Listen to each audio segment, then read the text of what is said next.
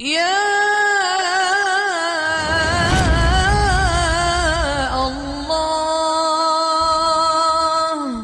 ایک آدمی نے اپنی بیٹی کی تعلیم کا کوئی خیال نہ کیا، حتیٰ کہ اس کو خوب مال پیسہ دیا، وہ فیشنیبل خوبصورت لڑکی بن گئی، حتیٰ کہ جوانی میں اس کو موت آ گئی۔ اس کی بڑی تمنا تھی میں بیٹی جوانی میں جدا ہو گئی، میں کبھی اس کو خواب میں تو دیکھوں میری بیٹی کس حال میں ہے۔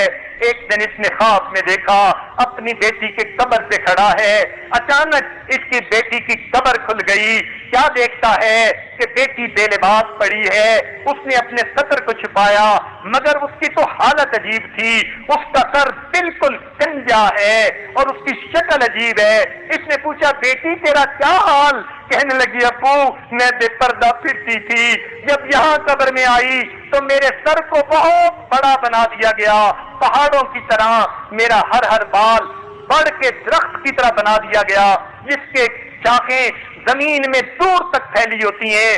پھر فرشتے آئے اور انہوں نے میرے ایک ایک بال کو نوچا، اور جس طرح بڑھ کے درخت کو کھینچ لیں زمین میں گڑے پڑ جاتے ہیں، اب وہ ایک ایک بال کو نوچنے سے میرے سر کے اندر گڑے پڑ گئے، اس لیے میرے سر کی جلد بھی چلی گئی، فقط ہڈی ہے جو آپ دیکھ رہے ہیں۔ اس نے کہا بیٹے تمہارا چہرہ بھی وہ نہیں۔ کہنے لگی ابو آپ دیکھ رہے ہیں، آپ کو میرے دانت نظر آ رہے ہیں، ہونٹ نہیں ہے۔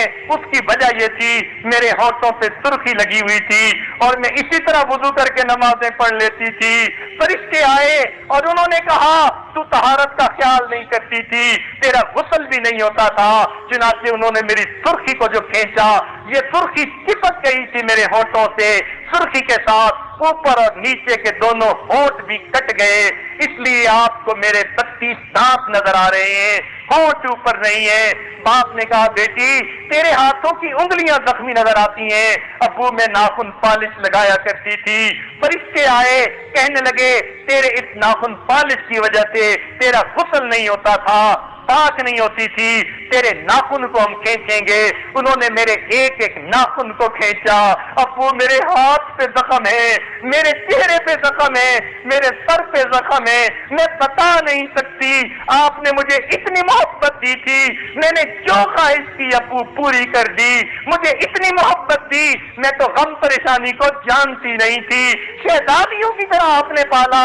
کاش ابو آپ مجھ پر احسان کرتے، مجھے کچھ دین کی سمجھ بھی بتا دیتے، میں آج اس عذاب میں گرفتار نہ ہوتی، نہ میں خاوند کو بلا سکتی ہوں، نہ میں آپ کو پیغام بھیج سکتی ہوں، اکیلی یہاں پڑی ہوں۔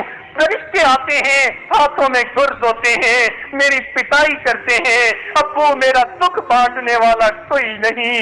اس کی آنکھ کھل گئی، تب اس کو احساس ہوا کاش کہ میں اپنی بیٹی کو دین سکھاتا تاکہ میری بیٹی آگے جا کر جنتوں کی نعمتوں میں پل جاتی۔ تو جن بیٹیوں کو اتنے پیار محبت سے پالتے ہیں، ان کو اگر ہم دیندار نہیں بنائیں گے یہ جہنمی فرشتوں کے ہاتھوں میں جائیں گی اور ان کی گت بنے گی۔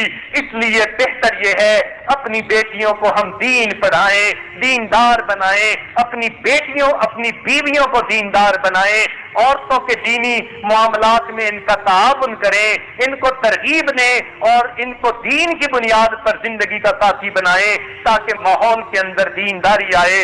عورتوں کو بھی چاہیے وہ خود بھی کوشش کریں، جب وہ مردوں سے دنیا کی باتیں منوا لیتی ہیں تو دین کی باتیں کیوں نہیں منوا سکتی؟ اب من حرامی کھجتا ڈھیر، من حرامی ہوتا ہے، بہانے بنا لیتی ہیں، اس لیے مردوں کو چاہیے اپنی ذمہ داریاں پوری کریں، عورتوں کو چاہیے اپنی ذمہ داریاں پوری کریں تاکہ ہم نیک بن کر زندگی گزاریں اور اپنے رب کے فرما بردار بندے بن جائیں۔